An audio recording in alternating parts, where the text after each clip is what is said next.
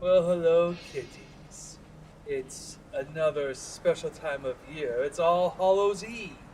And we're here back with a series of spectacular Game Boy games to discuss. Sure, why not? I have nothing better to do.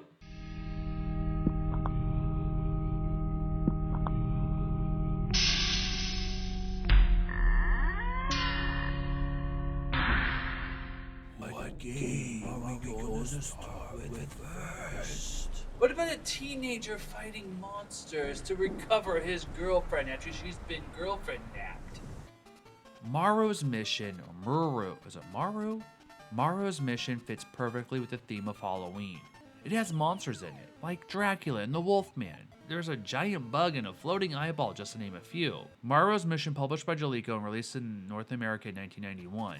You play the lovable Maru. One day, Maru's girlfriend Corey is girl-napped and taken away. Maru becomes a warrior and takes to the mean forest of New York and fights monsters. I'm assuming it's New York. The Statue of Liberty is right there. Marlo's Mission has 6 levels and you fight a variety of beasties. The game sprites are a little goofy. Marlo looks like a squished kid. The background graphics are basic but nothing to complain about. The controls are responsive. Jumping is weird. You hold down B and you will jump high. You can go really high. You throw ninja stars as weapons. As for gameplay, it's rather simple, but it works. It's fun enough, but there are better games on the system. My biggest complaint about the game, it has terrible strobe effects. They are really bad. The soundtrack is a mixed bag. Some of the stage music is excellent and gives you the right feeling of the spirit of Halloween. Fighting a mini-boss or a boss, you feel the trepidation and piercing sound waves coming from the Game Boy speakers. The boss talks to you. It feels like a run-on sentence. It keeps going. It's slow. You can speed it up by pushing the A button. So you have to beat up a mini-boss and he'll pass the name to the actual guy who knows where Mario's girl is. Rinse and repeat, rinse and repeat. The boss dangles the words, "Fight and I'll tell you." Don't fall for it. It's the motif of this game. Like Princess Toadstool, she has been moved to another location. Mario's Mission is a decent game. Decent gameplay, decent control, just decent. Nothing too major, but fun enough. I highly doubt many people owned this game when it was originally released. It's most likely not the rarest original Game Boy game, but you might have some difficulty tracking down a physical game pack. It's not that expensive either, just around $10 or so.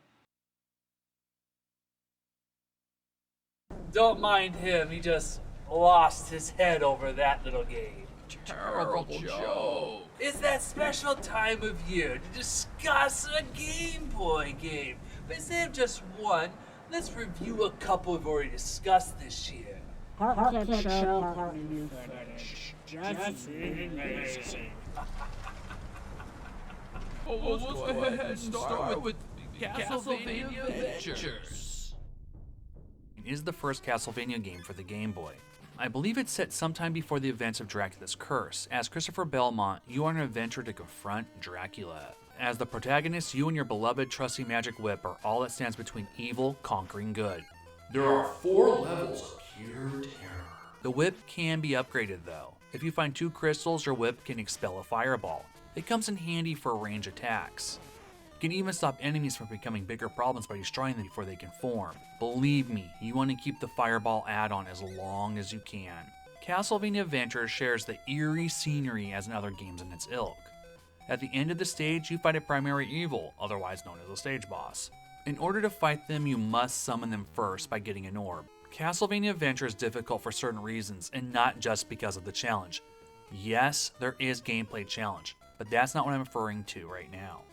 The slowdown is terrible in this game, actually one of the worst I've ever experienced on the Game Boy. It can make platforming extremely frustrating. You have to be exact in your movements.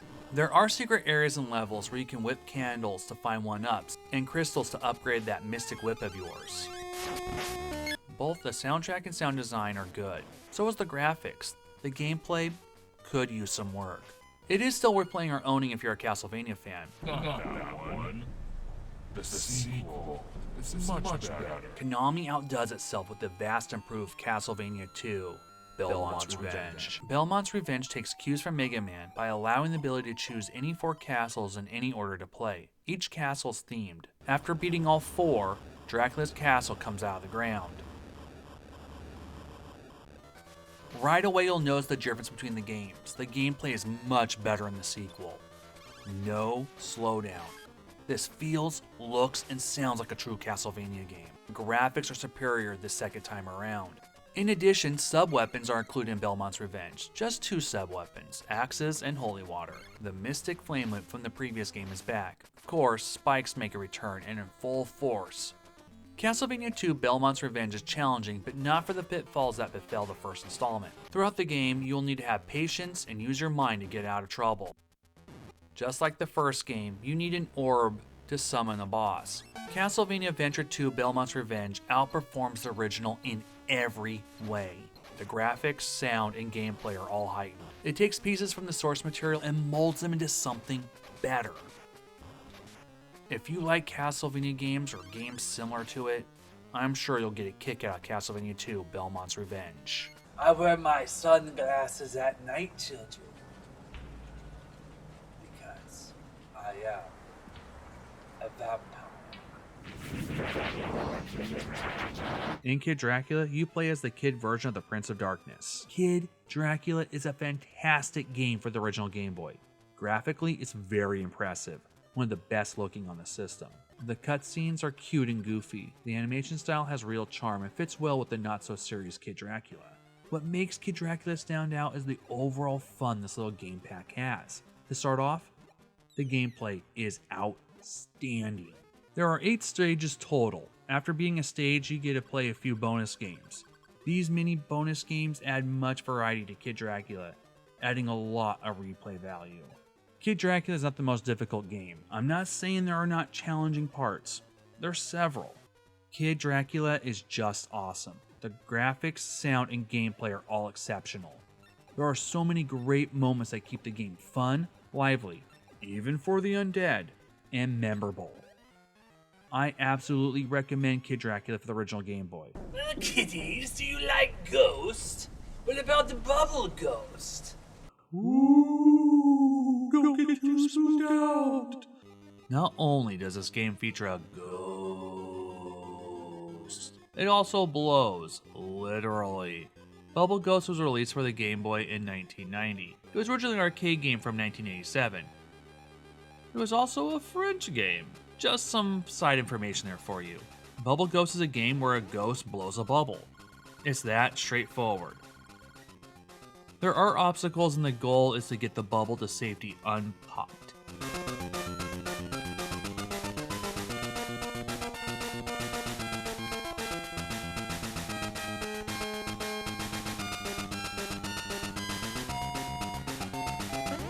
This little ghost blows around the bubble for about 30 stages, with each stage getting more trickier and more difficult to keep your precious cargo intact. Bubble Ghost is fun, an almost forgotten little game for the original Game Boy. Not the rarest Game Boy game out there, but it isn't that common either. If you do find it at a game store or online, be prepared to spend around $10.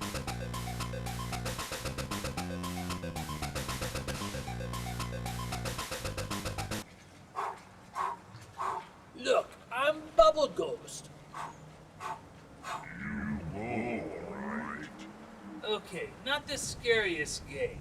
Well, speaking of game that's not too scary, about a friendly ghost and mini games. Casper, sort of based on the movie. It was released in 1995. Casper the Game Boy game consists of mini-games. Some are not that bad. There's a missile command type game. I like this one the best. One plays like Arkanoid, trying to get books returned to the library. And a maze-like one. This maze-like one, I can't put my finger on what game this reminds me of. Then there's a puzzle. Casper is not the best game on the system, and besides Ghost Command, it doesn't have much replay value. It's common. It's pretty cheap too. I do like this little thing when one of the ghosts kicks Casper out. I like that. Now, of course, there's PacMan and Mrs. PacMan. Ported from the 1980 classic, PacMan arrives on the Game Boy in 1990. PacMan goes around mazes, eats pellets, dodges ghosts, sometimes eats ghosts, and finds yum-yums to eat like cherries and strawberries. Truthfully, it's a pretty good port. The Misses also comes to the Game Boy in 1993 under the title Miss Pac-Man. Just like the arcade game from 12 years prior. She, like he, eats stuff and goes around mazes. It too is a faithful port. These arcade classics are available to play on the go with the Game Boy.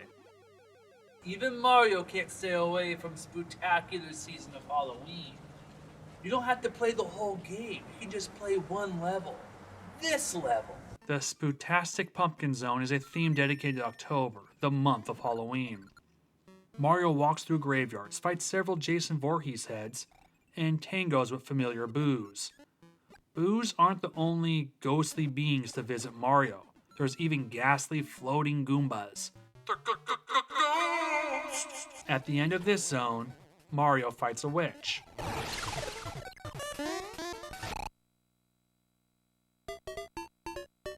How about a game we haven't overviewed before?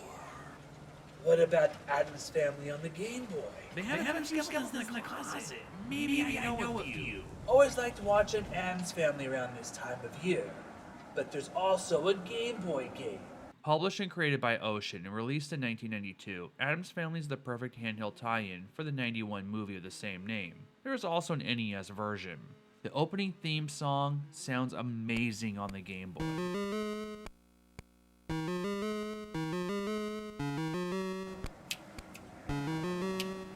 Addams Family. The plot is loosely based on the film. Your attorney, or soon-to-be ex-attorney, Tully, has evicted the Addams family out of their home. All the family members have gone missing. Gomez returns home and searches for his family. The game is open and gives the freedom to explore the Addams estate. You get a knife to use as offense or defense. You can use it to fend off ghosts. You don't need a proton pack. Just use good old American steel imported from China. Take that, you ghastly fiend. I'm not afraid to knife some ghosts. Speaking of ghosts, they look generic and not frightening at all. There are other enemies too, like bats and spiders. You can jump on those arachnids. The hit detection is often really off. You can use your inner Mario too on other enemies like the rats. Sometimes jumping and trying to attack doesn't work. It's frustrating. I'm trying to stab a spirit and Gomez can't perform. I thought my controller was broke, and I tested the game on other systems like the SP. It wasn't the controller, it's just a flawed game mechanic. Graphically, the stages look good. The ghosts are very generic like I said. Gomez looks, I guess, okay. The music is tolerable. I like the graveyard soundtrack. Spookerific. As you go through a stage, you will eventually fight a stage boss. Look at the boss sprite. Pretty detailed. Just have to duck. Don't get hit by the flames or you'll turn to ash. After defeating the stage boss, Gomez rescues a family member. They give you an item too. Addams Family is challenging at parts. I like the game, but it's probably not for everyone. It's typically a game under $10, but you don't find it very often. The sequel is even harder to find. What about the Halloweenish Scavenger hunt? The sequel? Yes, come on. Okay, fine. Hugsley's Scavenger Hunt, or Addams Family 2, was released on the SNES, NES, and the Game Boy. The Game Boy is a port of the NES version. Published by Ocean and released in the summer of 1993, Pugsley's Scavenger Hunt is similar to the first game. You control Pugsley instead of Gomez, and you explore the Addams estate while looking and rescuing your family members. It's not based on the movies, instead, the animated show from the early 90s. Right away, you'll notice the lack of music in the stages. This is a terrible mistake. Some games don't need music.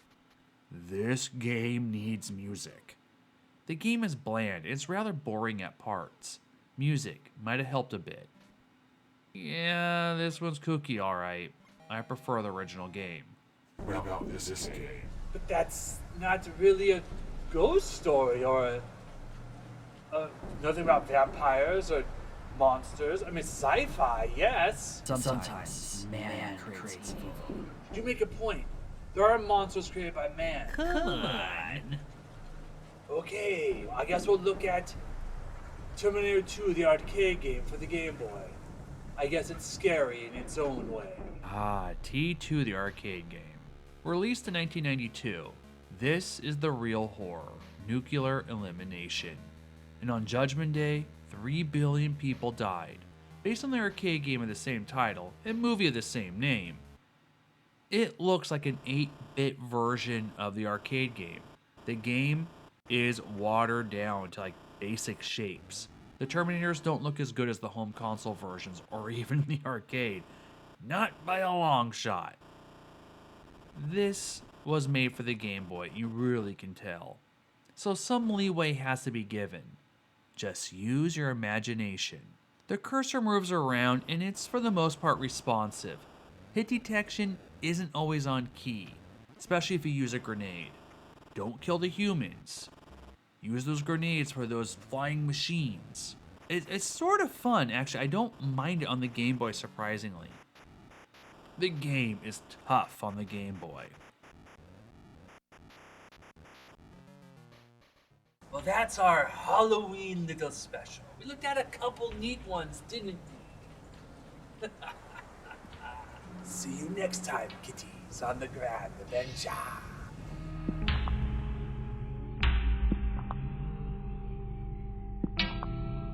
I love you, buddy. Just keep your strictly professional, okay?